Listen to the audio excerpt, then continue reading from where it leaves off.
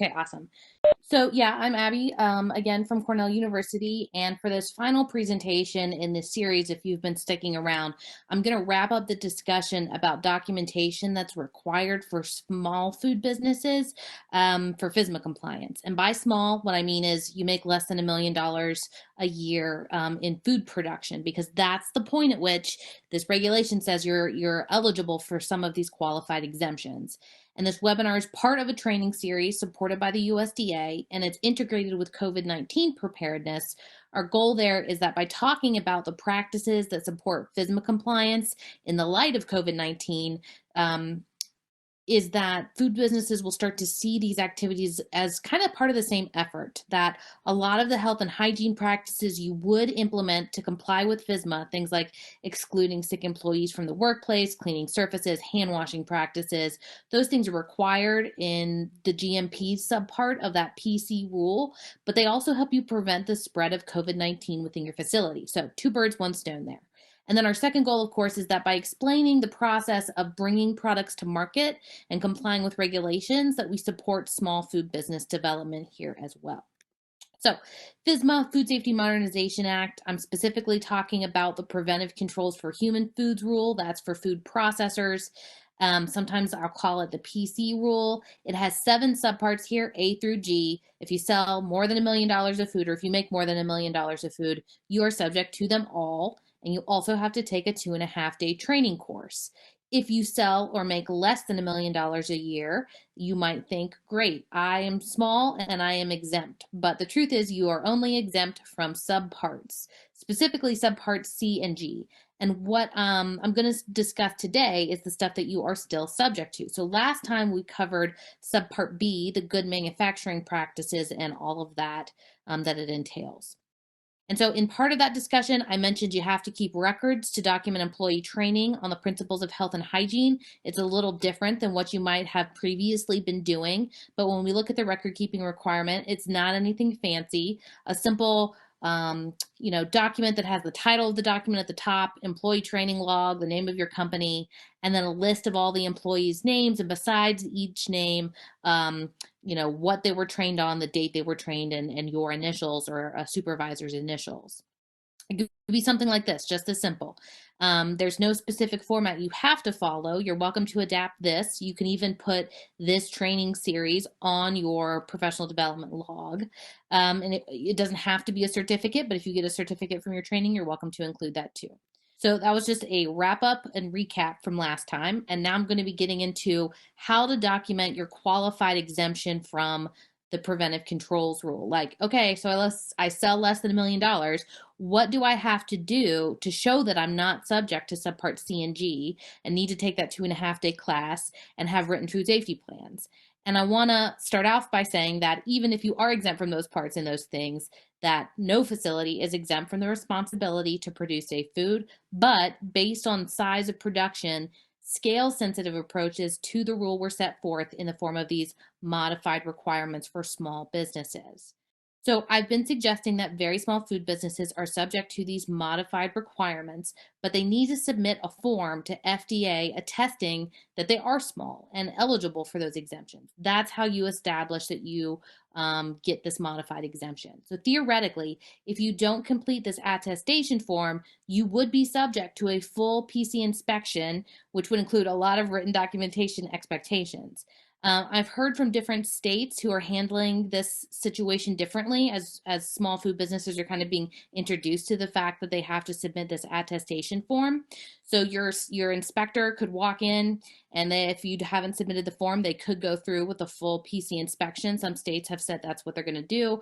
Other states who are performing these inspections have said, if you don't have the form, we will give you the opportunity to complete it on the spot.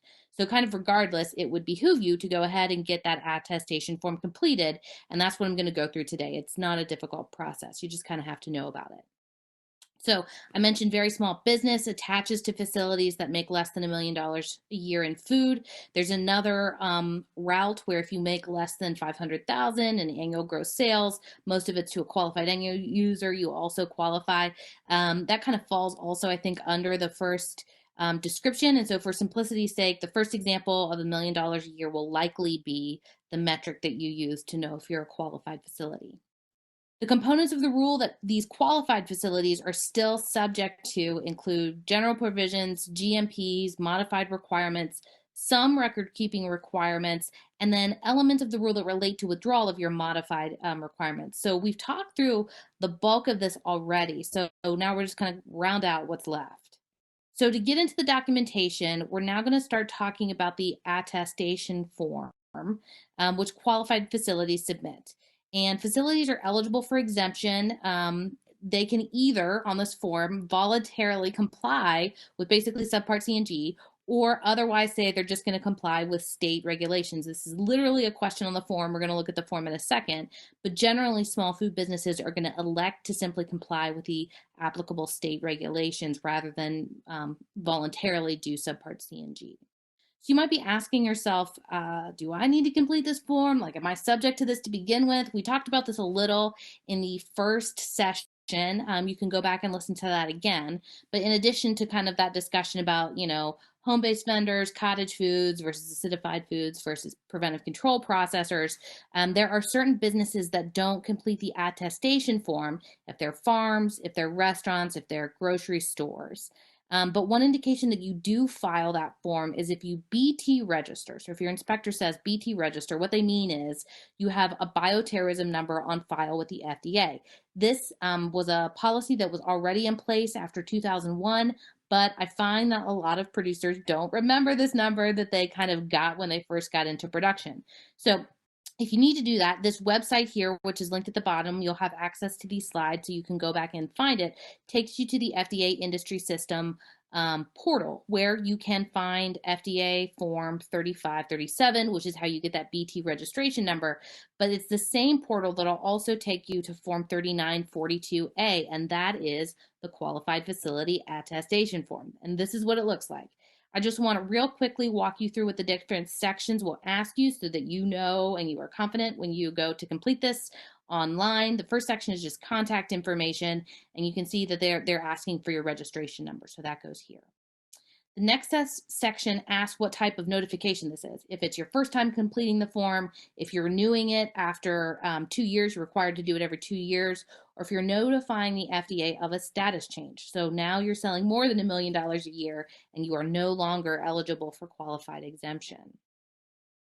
Next on the form, it asks whether or not you're a qualified facility under at least one of two metrics I mentioned before. If you made less than $1 million a year in food, you check this first box. So that's what you're attesting to here, is that you made less than $1 million in food.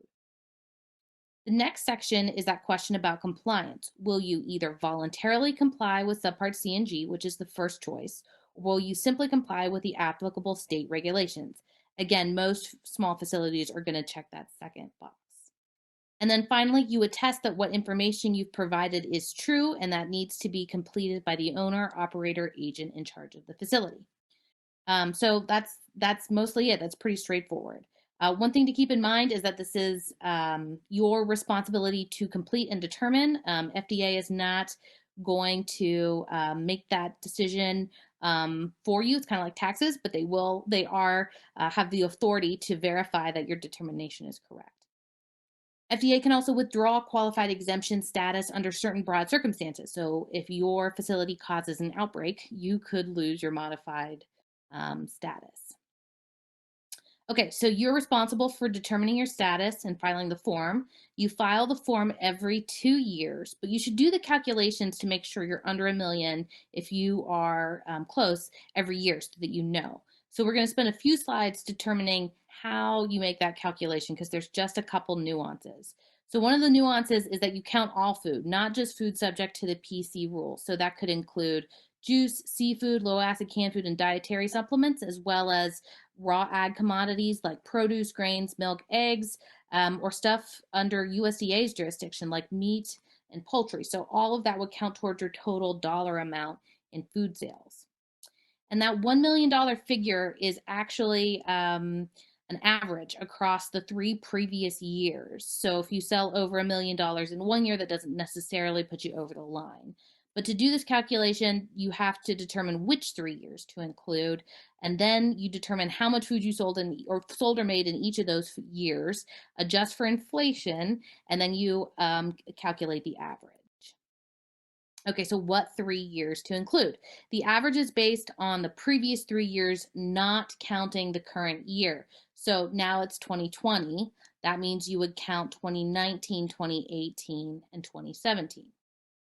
If you don't have 3 previous years of records, you have some options for what you would do. You can use 1 or 2 years or these projections for how much you think you'll earn. These are also subject to FDA evaluation if it seems super incredible. Like if you build a really large facility and say you're not going to make $1 million a year, that could be suspect. The next issue has to do with adjusting for inflation. So FSMA was passed in 2011, so it's $1,000,2011. You can go to this website here, the U.S. Bureau of Economic Analysis implicit price deflators for gross domestic product to get those factors. So you look up the value for the 2011 and the current year implicit price deflator.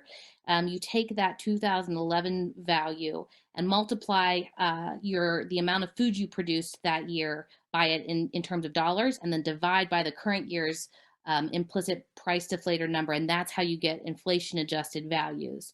And you take the average over 3 years. So essentially that's the way they want you to do the calculation, and this becomes important right as you get closer to that $1 million threshold. As a note for very small food businesses, you might be eligible for a qualified exemption, but you might be selling a product to a larger facility who is not. So if they have supply chain preventive controls, they might ask you to provide evidence that you're controlling relevant hazards. And what you can do is provide them written assurance of your status as a qualified facility in compliance with other state regulations. There are several other exemptions from subpart C and G that exist for certain business types, right? We already mentioned farms and retail establishments, but producers of alcoholic beverages like wineries also do not have to complete this attestation form in order to be exempt from subpart C and G.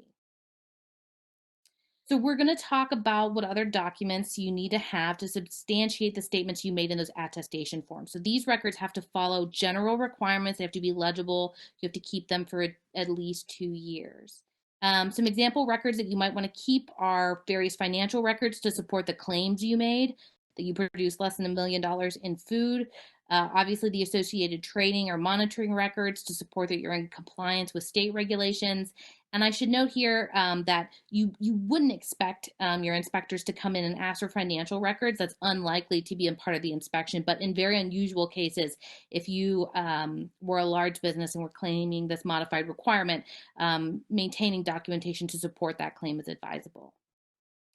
You should also keep records of these calculations for that you made to do the inflation adjustments as well. So if your status changes, like you start making over $1 million, then you should complete this final section of the form here called the status change. You just check the box that your facility is no longer eligible for that qualified exemption. And I want to provide a bit of perspective on what happens if your status changes. There's quite a bit of additional requirements. So if you find that you are approaching that $1 million cutoff, you should be proactive in getting some of that documentation in place before you cross the line. So just to summarize, for small food businesses, you are required to have documentation for training and qualified exemptions. I would also strongly suggest you document critical food safety factors. I'll talk about what that means here next. And then you can also create check sheets to ensure stuff like implementation of COVID-19 mitigation measures as might be useful in your business. So critical activities are those used to either kill or control bacterial pathogens like a cook step or inhibit growth. So something like maybe refrigeration or acidification, depending on what your product specifically is. Sanitation and labeling to control allergens would also kind of fall within that category.